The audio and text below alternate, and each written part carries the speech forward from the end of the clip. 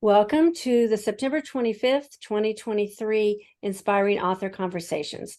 I'm Kathy Davis, Davis Creative Publishing. Today we'll be speaking with Jennifer Bardot about marketing your book and you beyond the launch.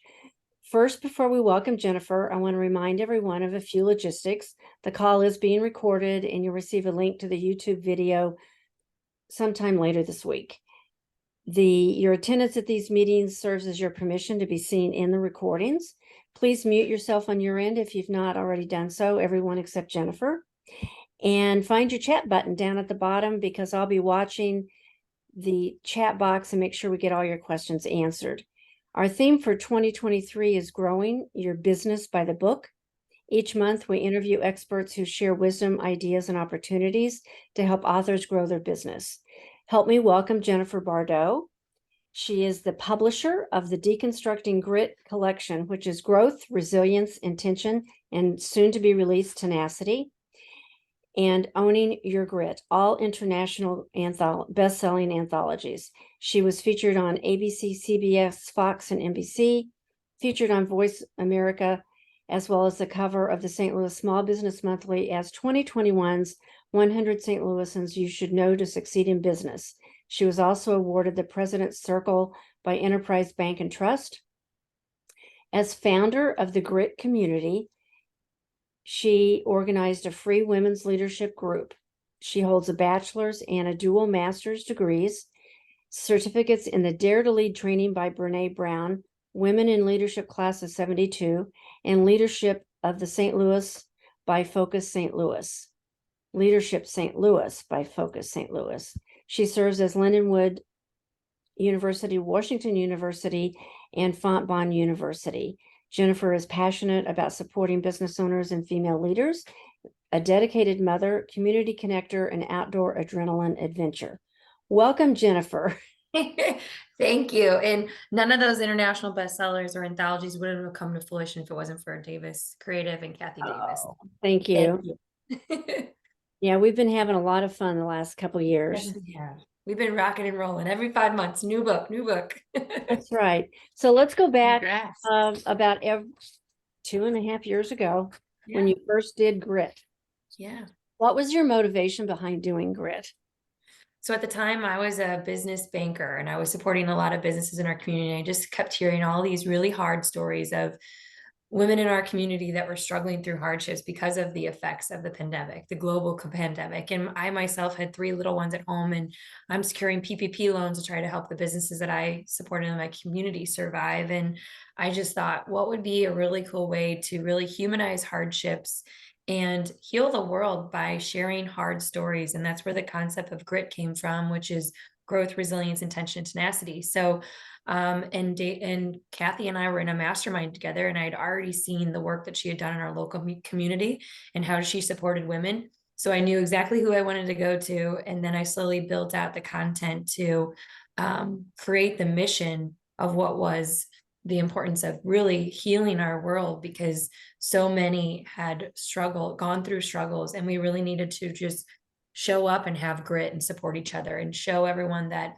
life is not just an uphill battle. It's very much ebbs and flows, but you have to have grit along that way in that journey. So I know that's one of the joys that I have in doing these projects is because you'll see women join one of these books, or reluctantly join, I should say, and they'll typically say something like, well, what do I have to say that anybody wants to hear?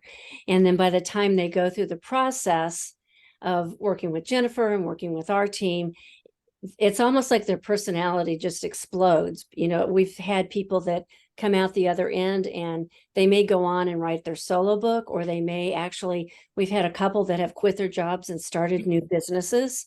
So, I mean, it's very life transforming for a lot of these women that go through this program. It's becomes a goosebump moment.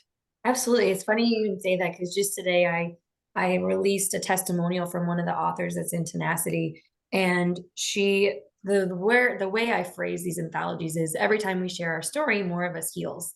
And that really resonated with her, because she said when I first approached her, she didn't even know that there was anything to heal.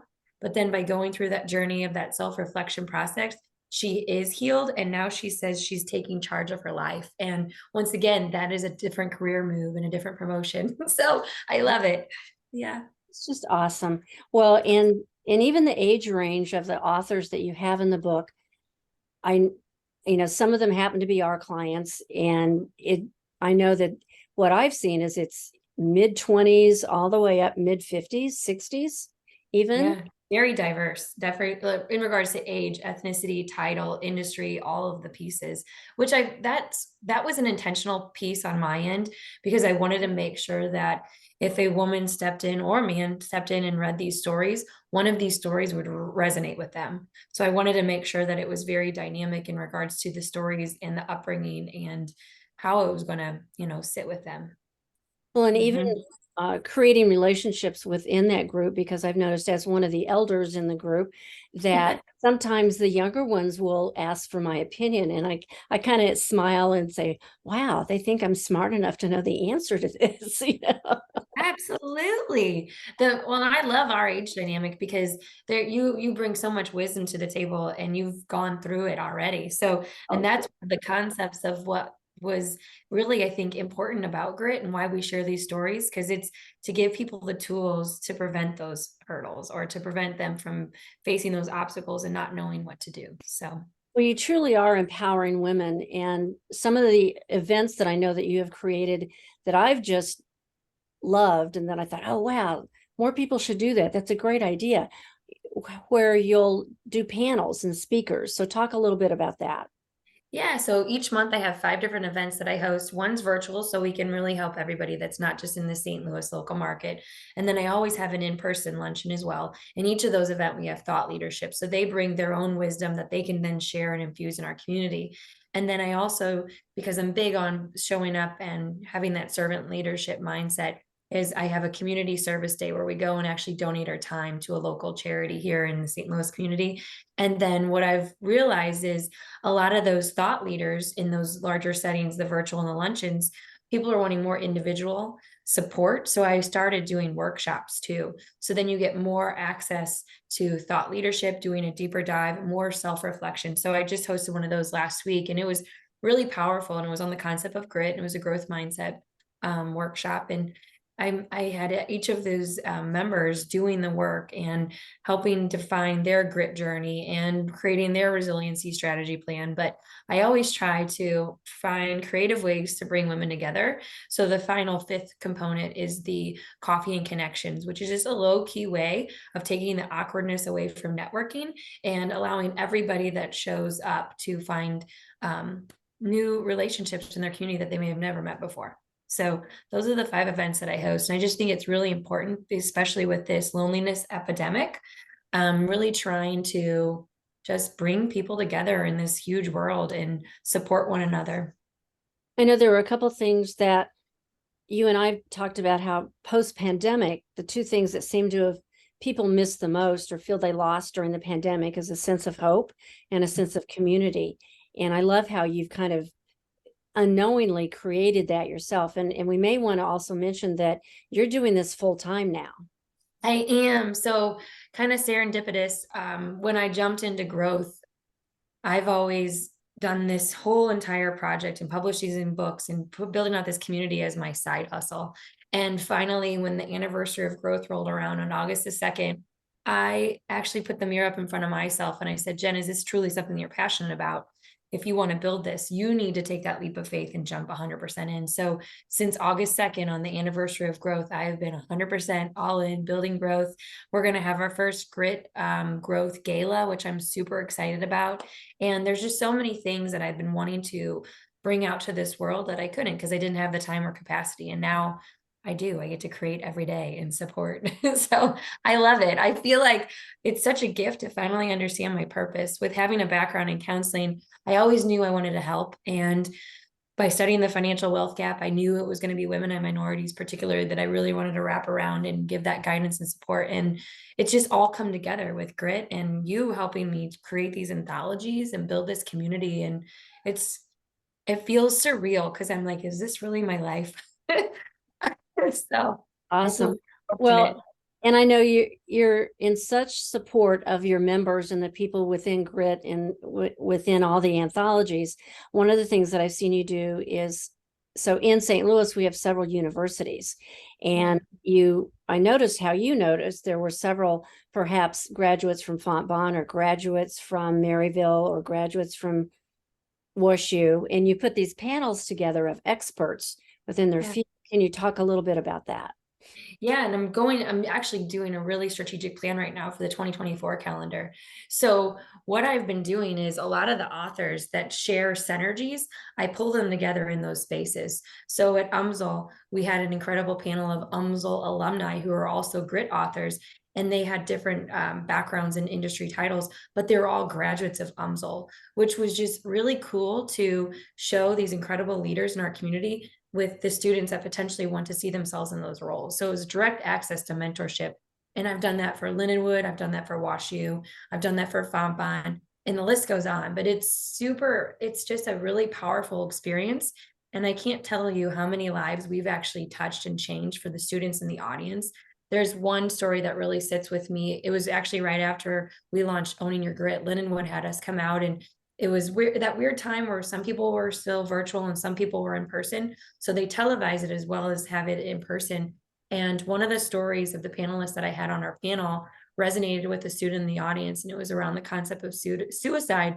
And I can't, speak for this student, but I think by her sharing her story, it gave her the courage to work through that and not go down that really devastating path.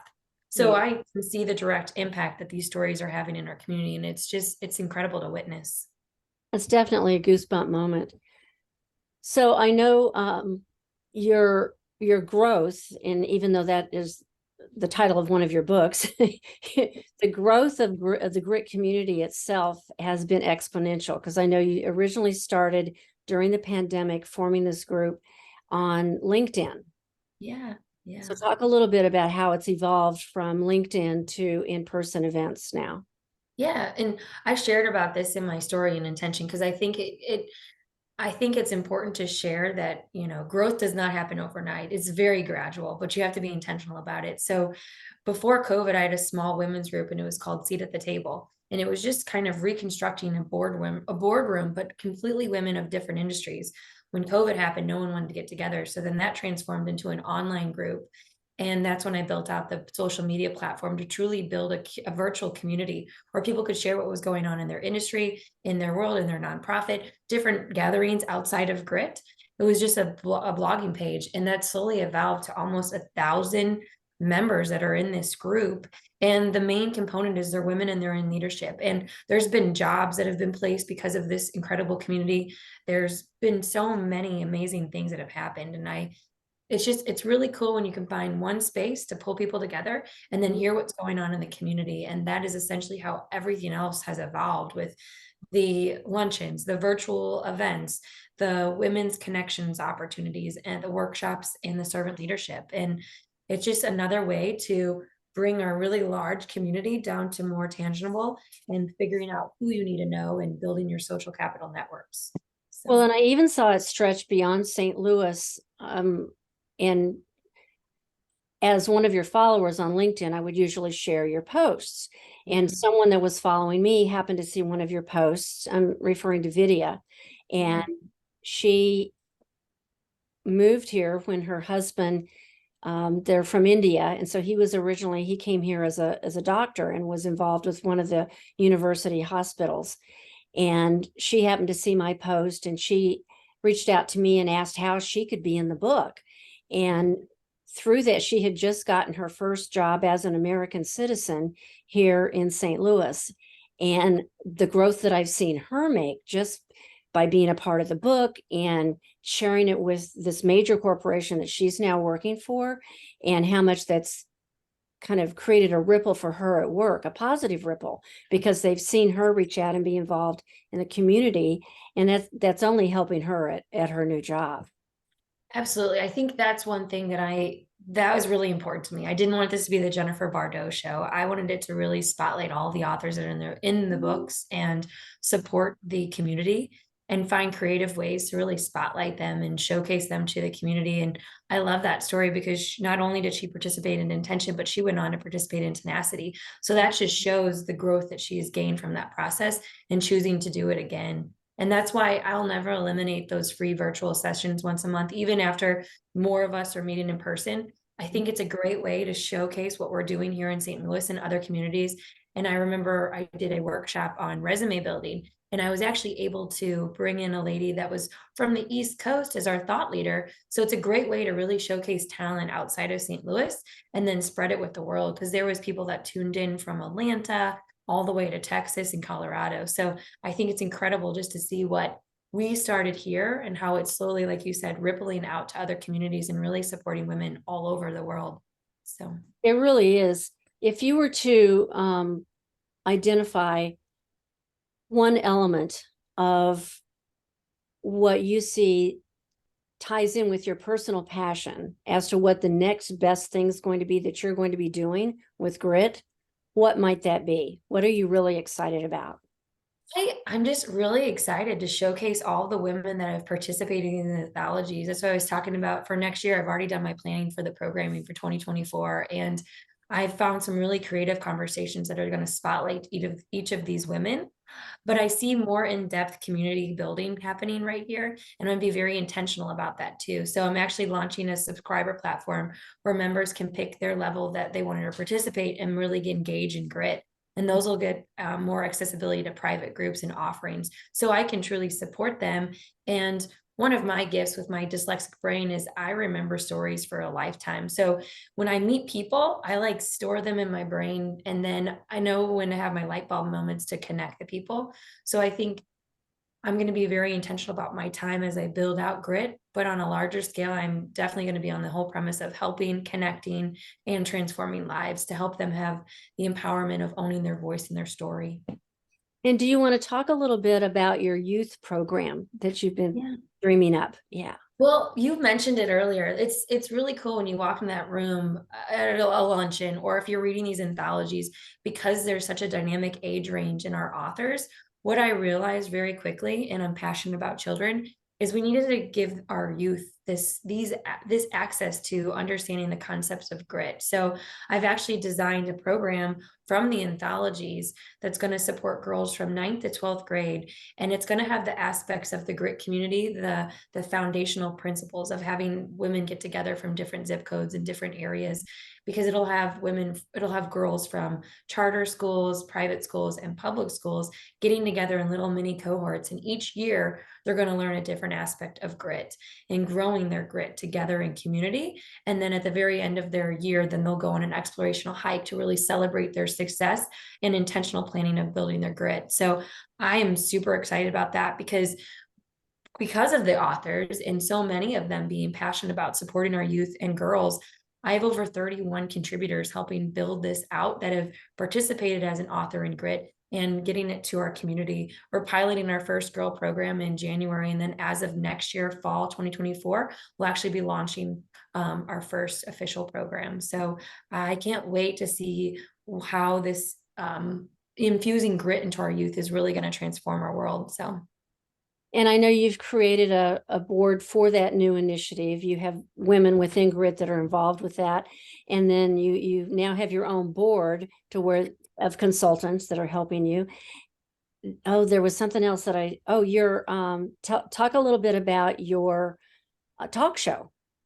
Yeah, so this is another way where I can highlight all the thought leaders that support grit or are authors of grit. So I have this incredible studio that has invited us in to utilize, and I get to interview the authors and find another creative way to spotlight them and showcase their thought leadership and help transform their stories into more of a human experience. Because it's one thing to read the story and have that written word, but I'm able to actually take what's written and interview them live.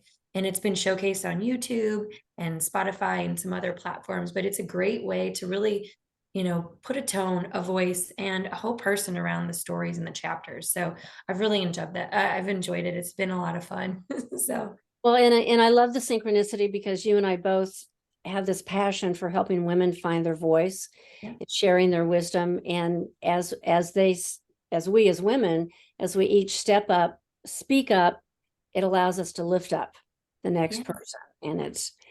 And we've got a comment here from Mel. As an educator myself, you are my kindred. Our youth is our future, and it is our responsibility to make sure they are prepared. That's awesome. Thank you, Mel, for sharing that. I agree. And I think it was the statistics that, again, infused this idea of really wanting to be proactive in developing this program because, the loneliness epidemic is very real, but suicide and bullying and all of those things are happening in our youth. And they're being more isolated than ever because they're plugged in with technology, and we're losing connections and eye contact and having those real conversations. And I want to be really intentional of bringing all the lone wolves together and create a pack. So that's essentially what I'm doing. So everybody feels as though they have a place and they have a community that they can be themselves. Well, I know you experienced it also with your family and having children who were affected by the pandemic in terms of kindergartners that didn't get to finish their first year of school. I've seen it in one of my grandsons, and being able to help them kind of come out of their shell or learn how to make friends. Or the surprise for us was that, he didn't know what a sleepover was, and they hadn't been able to experience some of the normal things that we had when we were kids. So it's pretty amazing what our youth has. I started to say tolerated, and maybe that is the right word, but during the pandemic, what they had to live through. So I'm going to ask you a couple of things and let you brag a little bit. So Okay. how many total members do you now have in your grit community? I have just under 1,000. So I'm very excited about that. I think it was last time I looked, I think it was like 986 women that I'm supporting in the grit community. That's amazing. And because of grit, you also have a huge LinkedIn following. I And do. so tell us about your social media, because you're out there everywhere. So this is wild. I actually talk about this in my chapter in growth. 6 years ago, I didn't have a professional network because I had worked for a more national organization where the local community wasn't something that I had. The only network that I had was really my mom and my uncle and, a few friends from high school.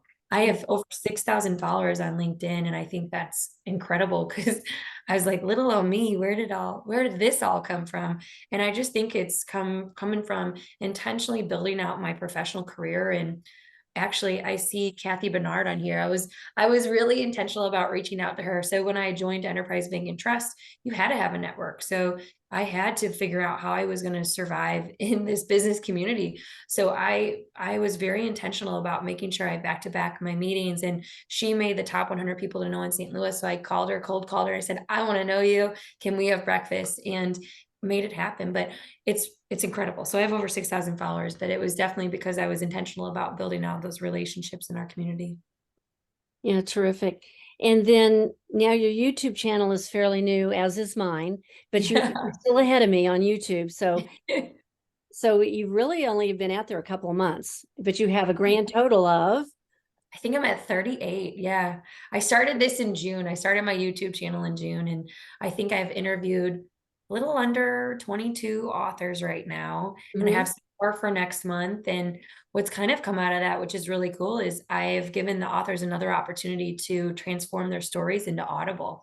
So they'll be able to go in the studio, record their chapter, and then they can share that with the world too. So. Now, is that going to be a combined recording of different authors from each of the books, and then that'll be turned into an ebook? Yes, that's the goal. So I have over 207 women that have participated in these anthologies. So it'll be a long-term project, but that's the bigger vision. I want to have every one of these stories recorded so then we can launch it into an Audible.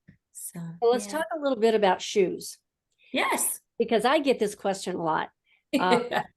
So the Grit, the very first book, Yeah. had three pairs of shoes on it. Yes. Yes. Talk a little bit about how this shoe theme evolved.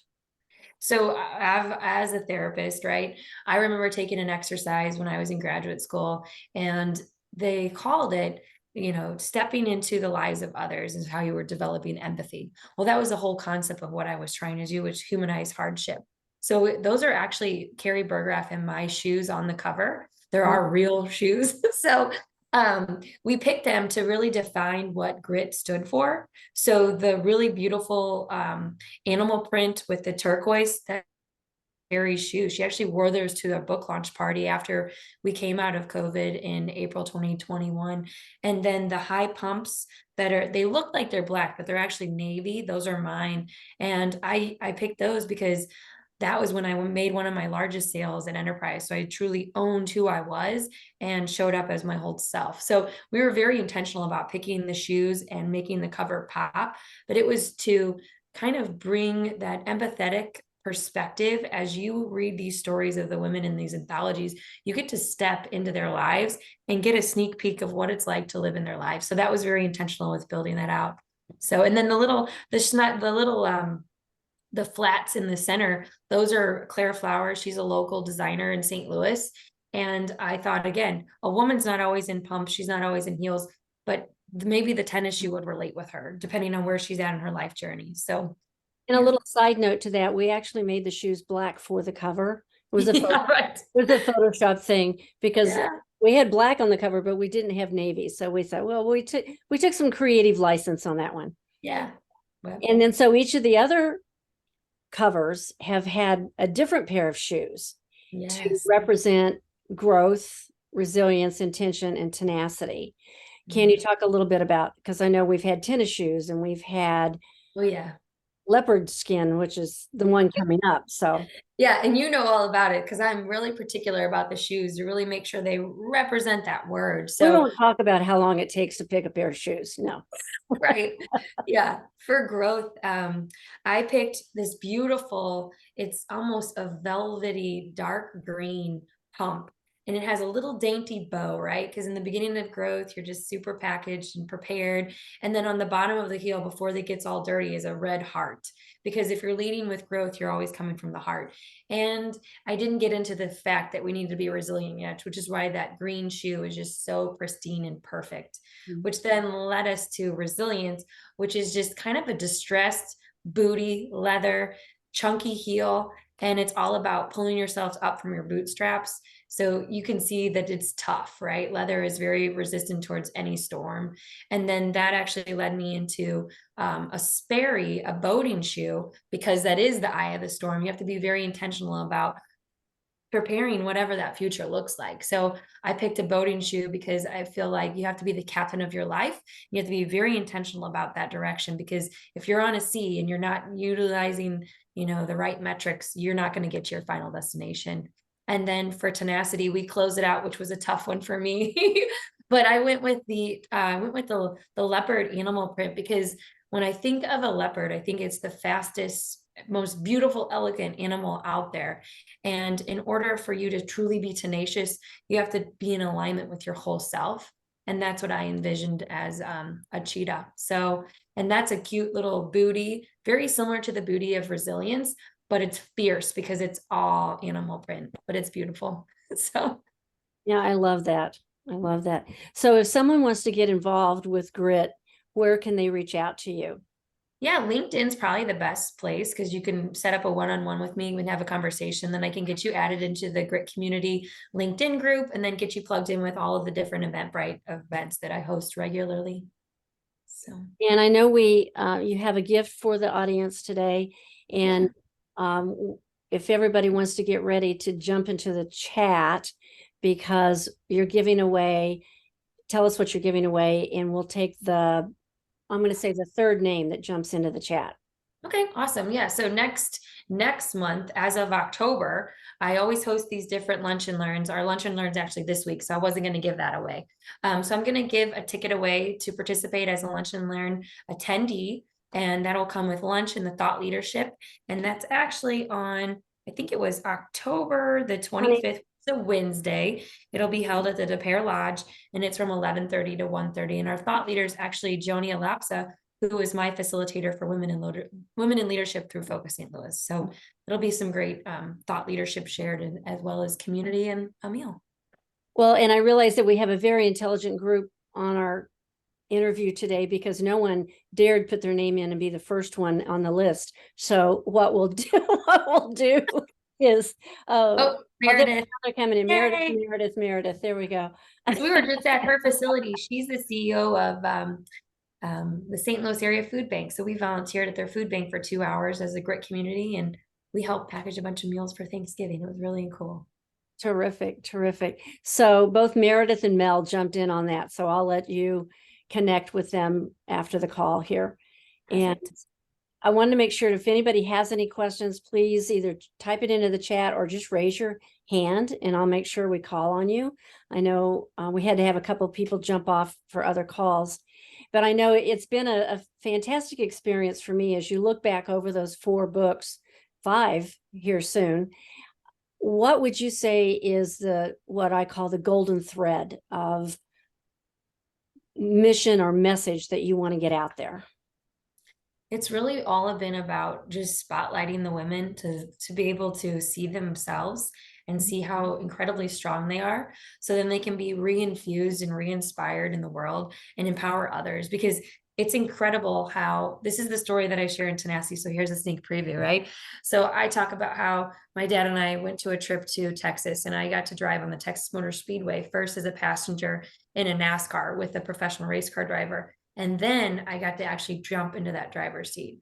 So that's been my mission all along. I'm infusing all of these 207 women to then allow them to see themselves in that driver's seat, to then own their next journey and their next legacy. So it's all about really pouring into the women in our community so they can reignite the world and then slowly start healing everybody else around them by allowing them to see their strengths and their gifts. I love that. And Kathy Bernard, I think, says it all and sums it up for us is Jen rocks. I'm so proud to know you. Yeah. Come a long way, right, Kathy? I used to be so timid. I mean, to both Kathys, they both know. Yeah. I was so timid and shy, and I'm slowly healing along this journey too. And I think as long as we're open-minded and we can continue to evolve, there's growth. So, well, I've enjoyed the ride, and I'm sure there's going to be more to the ride. It's not really a roller coaster. It's more just like a long-term, we're on the road again. We're on the road again. yeah. Thank everybody for being here. We'll see you our next on live interview. Let's see, Jan Kraus mentions, Jennifer, you are so inspiring. Your enthusiasm is infectious. It certainly is. Thank you. Sometimes I call you the Energizer Bunny. I'm just trying to keep up with you. And this is me tired, so I appreciate all these kind words. And we'll see everybody the next time on Thursday, October 12th at 11:30. We'll be interviewing Amanda Rose Igo. She is an expert on public speaking secrets that authors need to know to sell more books. So thank you all for being here today, and we'll see you next time. Thank you, Jennifer, so much. Thank you, Kathy. Bye-bye.